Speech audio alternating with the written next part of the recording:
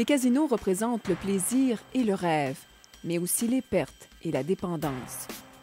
Les joueurs compulsifs constituent de 3 à 4 % de la population, mais à eux seuls, ils sont responsables de près du tiers des revenus des maisons de jeu. Et ce sont les Albertains qui dépensent le plus. Pendant 5 ans, la passion maladive d'Al Keller pour le poker lui a fait perdre 30 000 $, sa copine et sa santé. C'était devenu ma deuxième maison. Ça remue beaucoup de culpabilité et d'émotions négatives. Au Canada, les joueurs comme Al Keller sont considérés responsables de leur malheur et aussi de leur réhabilitation. Ce point de vue est critiqué. Robert Williams, de la chaire sur les jeux de hasard de l'Alberta, croit que les gouvernements d'Amérique du Nord doivent assurer une partie de la responsabilité des problèmes de jeu et pas seulement encaisser les milliards de dollars générés par les casinos. Malgré ce que le gouvernement dit, les revenus du jeu dictent les politiques et la responsabilité sociale passe en second. L'un des outils gouvernementaux canadiens les plus controversés est le contrat d'expulsion volontaire. En signant ce contrat, les joueurs compulsifs s'engagent à ne pas mettre les pieds dans une maison de jeu sous peine d'expulsion et d'amende. Beaucoup de joueurs comme Al Keller n'en ont jamais entendu parler. Of the voluntary self-exclusion program when I was going through it. I was not aware of any form of aid.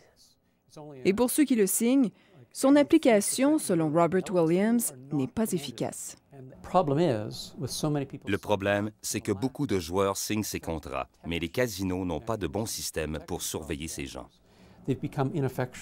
Des joueurs compulsifs canadiens exigent un meilleur contrôle des allées et venues dans les casinos.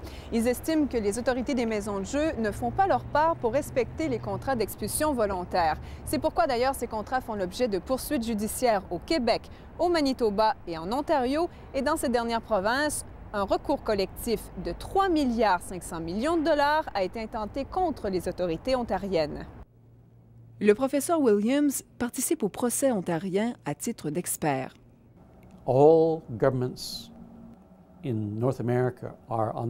Tous les gouvernements d'Amérique du Nord suivent ce recours collectif avec attention parce qu'il pourrait coûter non seulement une fortune à l'Ontario, mais cela créera aussi un précédent juridique.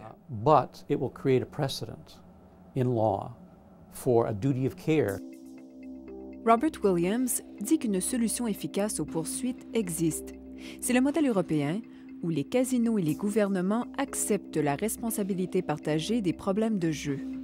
Là-bas, tous les joueurs doivent présenter une carte d'identité à l'entrée des casinos. En Hollande, par exemple, les informations des cartes d'identité sont reliées à une banque de données électronique. Il est donc très difficile pour les joueurs compulsifs de retourner dans les maisons de jeu. À l'opposé, le Canada et les États-Unis sont parmi les seuls pays occidentaux à ne pas exiger la carte d'identité de tous les clients des casinos. En Europe, les casinos font beaucoup moins d'argent, mais ils génèrent aussi moins de problèmes sociaux. C'est la grande question. Les casinos et les gouvernements accepteront-ils de sacrifier une partie de leurs profits pour les joueurs compulsifs?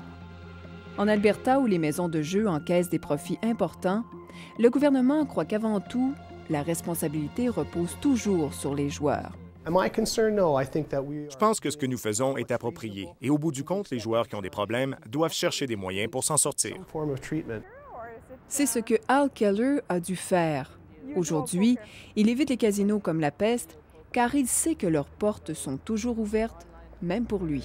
It's been just over 17 months and like I said, it's a new life. Il a aussi repris ses études en éducation physique et est maintenant prêt à passer à d'autres jeux.